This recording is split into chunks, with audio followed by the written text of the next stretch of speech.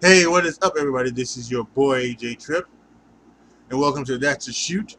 After a week hiatus, we are back. Um, I talked about this in a video a few days ago. Really quick for a just a recap.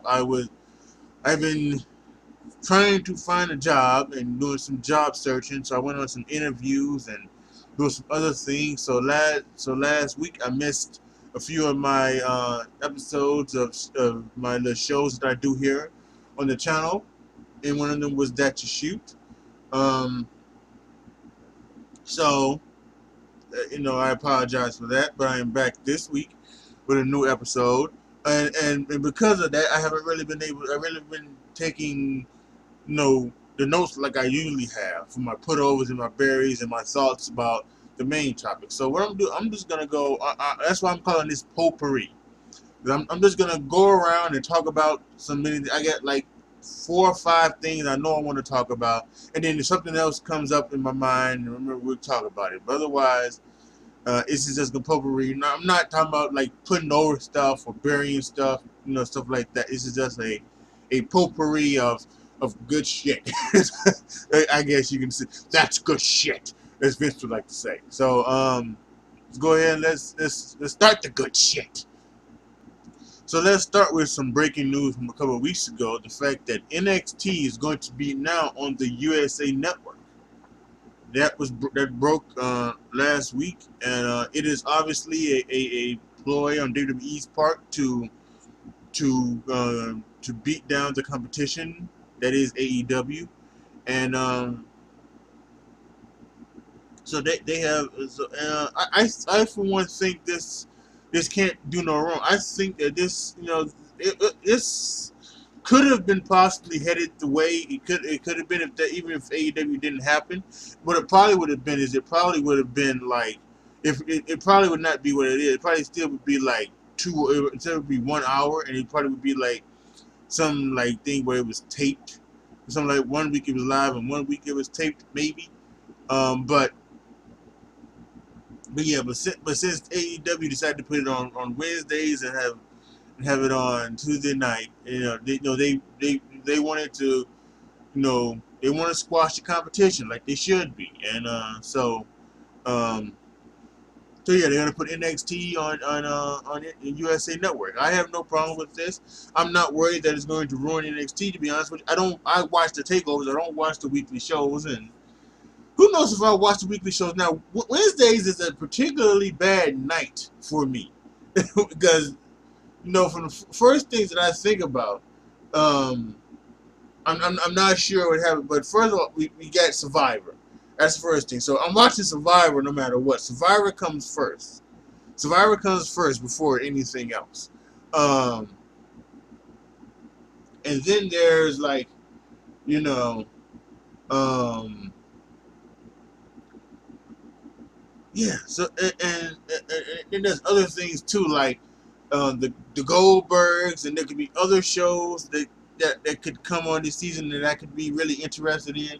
So who knows what could happen? So yeah, so who knows what could happen this year? So it's going to be Wednesday is going to be a tough night for me when it comes to watching. I'm not no one's. I have 3 TVs, and I use one TV for playing video games, and the other two I watch TV on. Um, so it's gonna be tough, and especially if I have to go down to Charlotte. I'm not gonna be able to watch TV. I'm not gonna be able to watch TV. I'm not gonna be able to watch those things like that. So it's gonna be really, really tough. So I had plans, major plans on watching like the first, and I don't even know when Survivor. Usually, yeah, no, it won't be on because usually Survivor, the season show of Survivor happens the same night on the Big Brother finale, and that's the 25th. So if it's still gonna do it that way, uh, it'll be on the 25th, which will be 1 week away. So uh, I still might try my hand. I still might try to watch at least the first episode of All Elite Wrestling, so that you guys so you guys can so I can give you guys my thoughts on that. But otherwise, I probably won't be watching that or NXT very much, if at all. So, because I'll be bringing my hands on Survivor. Oh, actually, I'll probably watch the second hour because the first hour is probably just gonna be that one. It's not a 2 hour show. So, but at least with something about Survivor. But the other ones are. So I'll probably flipping back and forth from All Elite Wrestling to that. So that's that. But yeah, I think this is an obvious. I think what we're gonna see. There's been some talk. Recently, there's a rumor that Vince maybe even wanted to do a draft. He would want to redo the draft and have a draft where there would be with everybody with all the NXT stars, the WWE, the SmackDown and Raw stars do another draft where they would be then redrafted onto their particular shows. Those particular shows. So we'll find out more as this stuff breaks. But this is gonna be something that I think could be very, very interesting and very, very fun. A Wednesday night war and a Monday night war, a Wednesday night war for the ages, and we'll see how that turns out. I think I know how it turns out, but we'll see. Next, let's get into this Roman Reigns attack. As over the last couple of weeks, it's got more curiouser and curiouser. As we left the story, it was like Roman. They had found Roman Reigns' attacker, and Daniel Bryan and Rowan, and they were going to show him to him. And then last week they showed it to him, and it was the Spider-Man meme where it was Rowan. It was this guy who looks like Rowan, but was not Rowan, but you could tell, how Buddy Murphy could be confused into thinking it was Rowan and everything like that. So, and it was ridiculous. But then this week they did a little clip where they showed the clip where it was like, and they showed the clip, and you wonder, like, why wasn't this clip done? Why wasn't this clip shown beforehand, and why wasn't it, done like this? And then all of a sudden they got Daniel Bryan turning on Eric Rowan. So I have, and he got Daniel Bryan in spirit. I have no idea where they're going with this. I was thinking about this the other day. What I would have liked to have seen is maybe they even have this gone out a little bit more. They did the two incidents, and then they kind of just went away from it. What I would have done, I would like to have had them do two more incidents. I would have liked to have it been one at a live show, a live event, where after Roman Reigns' victory, Roman Reigns gets on the ropes and he does his, this to the crowd. He does that. And he does his pose. And then Kane's flames or some sparks or something could have, I think the flames would have been better. The flames could have, soon as he went boom, and the fire comes from the thing. And it could have been, it could have even been the thing where then we could have brought in Kane, and Kane was like, let you know, bro, it wasn't me. You could even did all of that. So maybe we could have been another thing that wasn't Kane. Was Kane trying to take out? Something like that. They could have brought in, they could have done it that way. And then we could have one that was not done on camera, that was done for like at home. And obviously, but it could have been something where, like, Roman, and something happened to Roman at his house and it affected his wife and his kids. And it is, and it is something that, is now not only taking over his work place, but now it's taking over to his home place, and this has got to stop. He's got to find out who's the person trying to hurt him. And actually, that's what I would have done. I would have done those three things. Would have had the people push over the things, or Ron push over the thing, whatever. That would have been the first one. Then I would have had the thing happen at home off camera. Would have happened that happen.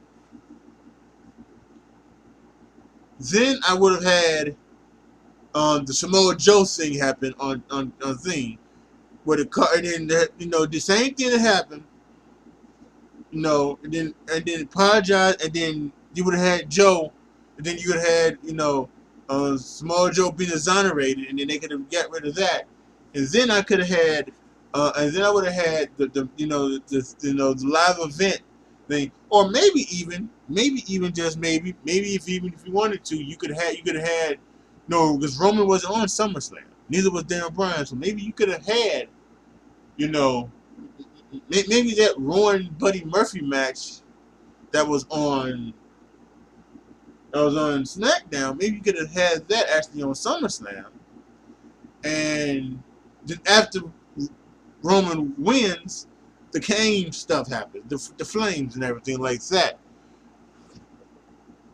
So it could have been so many other things, but it's there's so many other ways they could have gone about it, and we're once again going to things where apparently now Vince has nothing to do on Tuesdays, and he's just tearing scripts up left and right. So, and I don't know where they're going with this. I think, again, I said this, before. I don't think WWE is perfect, but I think one of the things one of the things I do agree with is that I kind of just think that they should let a story just go with it. Let the writers long-term book a story. And I'm not sure what the original, thing was. I don't even know if this was even the writers. This could have been from the mind of Vince himself. But if you're gonna do a story like this, they need to, well, actually, to be honest, all stories should be planned out. All the stories should be planned. Like I really I don't know why. I don't know why, like on Fridays and Saturdays, right? On Friday, no, on Tuesdays, Fridays, and Saturdays, on Thursdays, Fridays, and Saturdays. I don't know why Vince and Heyman and Bischoff and the writers and maybe even Triple H. I don't know why they're not in a room 5-6 hours in those days going through the storylines, and seeing what's working, what's not working. How can we get to here? And this is one reason why, I did my video that a few months ago. I did a video that things that could help WWE, or something. It was something like that. Maybe I'll put a link in the iCard. I talked about that I wasn't a fan for I wasn't really a fan in the past of an off season, but I think one of the things that would help an off season for WWE, and it doesn't mean like it's not like like I said, it's not like a big off season. It's just maybe like 3 or 4 weeks. That WrestleMania, right? That you'd have that. What you'd have is that after WrestleMania, you'd have the Monday after WrestleMania. That's become a tradition. I think that's fun. Then now it would be the NXT after WrestleMania, and then it would be SmackDown after WrestleMania. And then you would have 3 or 4 weeks where the wrestlers, they wouldn't travel. They wouldn't travel. They would be at home. They can be at home. They can work out, whatever. They can let their body rest up and heal. 3 weeks. And in those 3 weeks, the writers, Vince, Eric Bischoff, Paul Heyman, Triple H, anybody else, Dana Warrior, I think is on the creative team now, helping with the women. All those, they can get in those. They can get in that. They can get in the boardroom those 3 weeks and come up with plans for the rest. Plans. That would happen. Plans for what's going to happen, in these coming months, and after this, what you plan. If Seth Rollins is the champion, so what are we gonna do? So we got our next big pay-per-view is Money in the Bank, right? The Money in the Bank is coming up. How are we gonna who's gonna win Money in the Bank? When are they gonna cash in, right? And who are they gonna cash in on? Um, so and so, break it down like that. So then, and then if something doesn't work, they can always pivot. They can always pivot. That's something that they need to learn to do as well. And actually, they kind of did, because apparently, Buddy Murphy wasn't supposed to be a part of this. He wasn't even supposed to be nowhere near this storyline. But all the fans saw Buddy Murphy in the background, started thinking it was, maybe it was Buddy Murphy, and then WWE said, well, you know what? Let's just go ahead and let's go with it. And why not? There's even been some talk that maybe it still could be Buddy Murphy. Buddy Murphy would still be the person that is, considered to be find out to be the player in all of this. And I don't think that's the case. I think they're trying to go down a way of making now Buddy Murphy a babyface after his match with Ali, which by the way was very, very good. And all of the stuff that he's done with Roman and with Dan Bryan over the last couple of weeks, I think they're really truly trying to make him into a budding star. But it's I mean, that's something that they need to figure out how to do, is to long term book. And if something doesn't happen, if an injury happens, if something else doesn't happen, pivot. And pivot in a way that can still be interesting and fun. And I think that's what they're trying to do. Maybe maybe they thought last week's Spider-Man meme was like, maybe that wasn't too good. So let's pivot. Pivot for that, and just go back to making Rowan the guy. But it's I don't know. They've kind of gone down a road, which they were going down one road and they kind of going down another road, and I don't know if they can get it back on the right road. But we'll wait and see. I would not be surprised if we end up somehow with this being Shane McMahon again. So, but yeah. And how about Seth Rollins last couple of weeks, huh? He regained the Universal Championship. He then got the Raw Tag Team Championship with Braun Strowman last week. He got engaged to Becky Lynch. And then he was just recently, yesterday, named on Pro Wrestling Illustrated's #1 wrestler on the top 500. So he's had an incredible couple weeks there for Seth Rollins. And a lot of people have been down on Seth Rollins because of the way he's been on Twitter, the way he was on Twitter early this summer. And again, I had no problem with it. He's the #1 guy in this company. He's been a WWE guy forever, and I think he needed to say some things. He needed to combat what Dean Ambrose said. He needed to, he needed to, put some of these internet trolls in their place. Listen, I had no problem with what he did with Will Ospreay. Listen, again, let's be honest. If Will Ospreay was anything, he would be a part of WWE, or he would be part of NXT. And he's not. He's in New Japan Pro Wrestling. So, and apparently he's doing great over there. But if he was something, he would be over here in something. And he's not. So, I have no problem with him trying to shut down Will Ospreay. And I had no problem with Baron Corbin jumping in and shutting down Will Ospreay as well. It's to stand up for your players. It's just to stand up for your company. So I have no problem with that. I know people have some problems with that, but I have no problem with that. And actually, you guys shouldn't either. You guys should be happy that he is defending WWE at all costs. Because if someone's not defending the company that they work for, then why are you working there?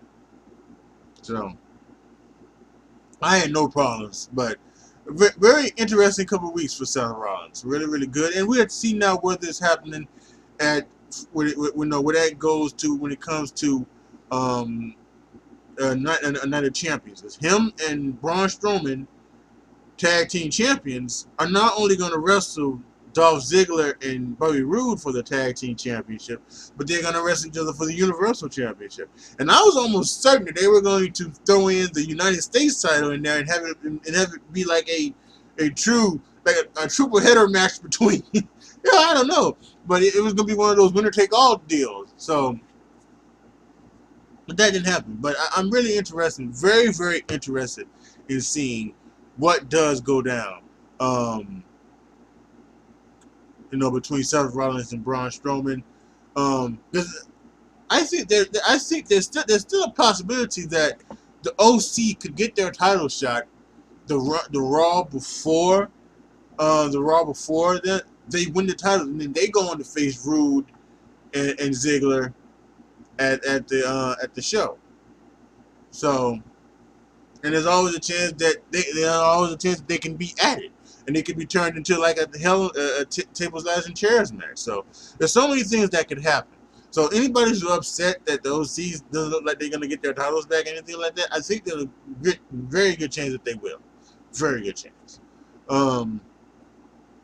But yeah, it's gonna be very fun to see how they go about what they got plans. And then now the rumors of that maybe the Fiend, meeting the guys meeting one of those two or meeting both of them in a triple threat match at Hell in a Cell is it's very, very interesting. Now let's talk about the King of the Ring. It also was announced a couple of weeks ago that it's made its return. And I liked it. I also like the fact that they're doing it. Well, don't get me wrong. I'm an old school guy, and I would be totally okay with the King of the Ring being the one night tournament that it was. I'd be so much happy. I'd be so much better with that. I think that's great. I kind of think that's how it should be. This is how it should be just a one night tournament. Just it's about endurance and everything like that. And so that's what I would be about. That's what I would be about. But I'm also okay with it like this. Doing the King of the Ring tournament and then having the finals be at the Clash of the Champions. So with all the titles, all the champions wrestling that night, and then you crown the King of the Ring. This would also been good to do the Queen of the Ring. They could have done the Queen of the Ring at the same time as well. So then you could have had coronate the King of the Ring, coronate the Queen of the Ring, and then you could have done, and maybe they still will do that. Maybe they still would at some point do the Queen of the Ring at some point. So, but I really do like it. Uh, we're now heading into the quarterfinals. We got Samoa Joe going against Ricochet. We got Xavier Alexander going against Baron Corbin. We got Elias going against Ali, and we've got Chad Gable against Andrade. And for me, I think that this pretty much, I can almost see where they're going with this. To me, this either ends up being a Ricochet Andrade matchup, or it's ended up being a Gable Corbin matchup. And it could be a third one, could be Corbin and Ali. But I think the way they're doing Gable with the underdog thing and having him now being made fun of for being short and all of those things, and there's even rumors that Chad Gable could be being called Shorty G very soon. So I kind of think that this is how they're going to go. They're going to go this way, where it's either Ricochet versus Andrade. And at that point, that would just be just a hell of a matchup. Or then you have Corbin going against Ali and Gable, and I think it could easily you could easily I could easily see uh, Ricochet, Corbin, Gable, or Andrade winning the King of the Ring. I could easily see any of those winning. I'm going to say that Corbin is going to win, though, because I do think that they beat Baron Corbin three times in on three straight pay-per-views. They beat him at what was it? They beat him at yeah, uh, they beat him at the crown, not crown jewel, the Super Showdown. They beat him at Stomping Ground, and then they beat him at Extreme Rules. So I think they're probably looking to build Baron Corbin back up in a way, and what better way to build him back up than to make King Corbin? So now, what they obviously could do, they also could have Corbin, win all of these matches, him get to the finals, then have him lose against Ali or have him lose against Gable. You know, in a way that makes it seem like it was, the way, so make it seem like that, in a fantastic match, so that it could be where, he kind of gets back his rub, and then maybe even they do the thing where maybe even he beats them up, when they coordinated, and then they can start a feud off of that. So there's a lot of ways to go with this, but I do think that Baron Corbin is my choice, who I'm choosing from all of the ones from now. And I know this is coming totally late. Um, obviously a couple of weeks ago, but I think when they announced it didn't necessarily. Uh, um, well, I think we did know the brackets. I don't know. That was just it probably was just me not making claims with that, or maybe I did make a claim and I'm just not remembering. I'm old as hell, so and I have memory issues. But yeah, all that being said, I'm glad the King of the Ring is back. I hope they bring it back. I hope they bring back the Queen of the Ring at some point, and let's continue doing this. But Clash of the Champions are a main topic of this show. I like this. I like excuse me, I like this type of party. Some other things I note before we go. I mentioned it earlier when talking about the Roman Reigns Attackers saga. Buddy Murphy has had some fantastic matches over the past couple of weeks. The match he had with Roman was spectacular. The match he had with Daniel Bryan was great, and then of course the match he had this week in the King of the Ring tournament with Ali was fantastic as well. And I really do think there are, he called himself the best kept secret, and I kind of think that they've WWE has realized he was the best kept secret, because here he is, and I think now he's getting his due. So hopefully he continues on and continues to get his due. And I would like to see him continue on as the babyface character. So I think I would like to see that. There's some really good stuff going on with Buddy Murphy. Um, uh, Congratulations to Peyton Royce and Sean Spears. They got married this past weekend. Uh, so good for them. Um, Two guys on the battlefield now. One with AEW, one with WWE, and now they are. But they're now getting married. They now getting married, and also congratulations, Finn Balor got married to his girlfriend, and the girlfriend. I think her name is Veronica Rodriguez. So congratulations to those guys.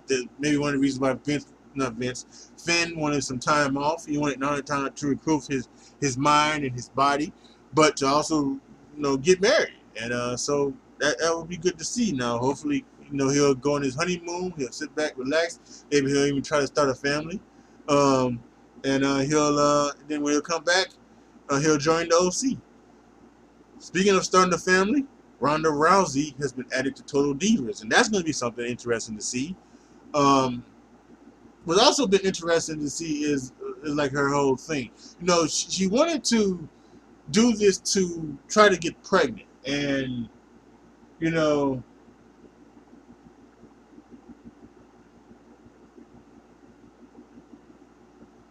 I'm not sure where necessarily she is at right there. Because I think a lot of us would like to see the four horsewomen of the MMA being WWE, and at some point go head to head with the four horsewomen of of NXT. You know, and I think there's still time for that. There's still time, even if Ronda Rousey came out right now and said that she was pregnant. She was 2 months pregnant, um, and 2 months pregnant, that would be June. So then she would have her baby around, actually probably around WrestleMania, actually. Uh, and then she'd take some time off of that, which means she would come back probably about next SummerSlam. Even if you did that, that's exactly what that could be the next big thing next SummerSlam. Next SummerSlam, her and her crew get together and they start and they take out Banks and Lynch and Flair and Bailey, leading up to the WrestleMania, including up to the Survivor Series match with the horsewomen of MMA versus the horsewomen of NXT / WWE. They could easily do that, So it still can happen. And Ronda, and listen, Ronda Rousey. Anyway, Ronda Rousey as a wrestler, she can, she her wrestling style will wrestle. She can go into her 40s. So even if she, even if she maybe even if she wanted two or three kids, right? Her wrestling, she's not someone that's going to be flipping around and doing like that. She jumps up the top rope, a lot. But that's okay. You can do that from time to time. But she is a ground to pound type, and when she's already good. But when she gets truly great at this, you know, she's going to be, and she's going to be incredible at this, where she can, do stuff, do it better, do it crisply, do it safely, and do it and make it look and do it so that it doesn't hurt. I think right now she does the armbar the way she does it, because the way she's done that cross armbar, she does it to like break their arm, snap their elbow. So she has to do it where she bends their elbow so that, but she's gonna get back to what where she can do that cross arm breaker, cause do that cross arm breaker and do it in a way where it looks like it's hurting, and everything, and it's not hurting at all. I mean, she may even come up with another. She may come up with another finishing move, an even better finishing move. You know. So all in all, she I think she's gonna end up being fantastic. So anybody who's like worried that her impregnation vacation is going to like stop her from having great things, is anything can happen, but I would doubt that that her tenure with WWE is far from over. I think she's going to be around for another decade, you know, maybe off and on here and there for those kids, but I think she's going to, because she is without question their biggest star. Their biggest star. I'm talking about star. I'm talking about between everybody, men and Roman Reigns. Seth Rollins is the number one person on PWI's wrestling list. Charlotte Flair gets invited to all of the things like she said the other day, to red carpet events and ESPN promotions and things like that. It's all. It's Ronda is the number one person in that company, and they act like it. So I think that's no doubt. They're not gonna let her go. Without keeping her. especially now with AEW, because they could.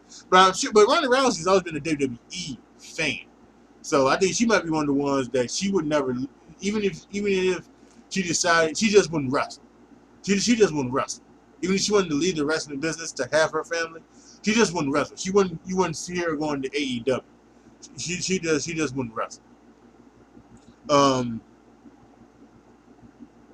yeah, I think that's pretty much it. I can't think of anything else. Anything else that's talking about or worthy to talk about. There was been, there's a lot of drama going on wrestling Twitter as it always is, and so it's ridiculous. But yeah, for the most part, I don't think there's nothing else. So I think that's gonna be it for this episode. I'll be back next week. Hopefully, I say that hopefully, but again, things can always change if somehow something happens and I get a job or I have to do a job interview or something like that. So they can always change. So card is subject to change. But at this point, I plan on doing another That's a Shoot next week. It's going to be back to normal where I give my 3 putovers and my 3 berries, and then I have my main topic. So, yeah. Post your comments down below. Tell me what you guys think. Let me know what you guys thought about. Let me know what you thought about this potpourri version. Because maybe that's something that I would do if I do something more often like this. Maybe, maybe every now and then I would just do a talk where I get 3 or 4 subjects to talk about, and I just talk about those ones, the top 3 or 4 subjects of the week in wrestling. What I want to talk about, and we can talk about those, and we can talk about the pros and cons of both, of each thing, the storyline, the match, whatever. So let me know what you guys felt about this potpourri version of That's a Shoot. Post it down in the comment section.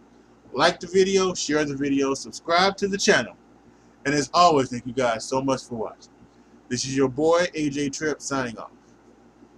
As always, be good to each other, y'all. Be careful out there. And I am out.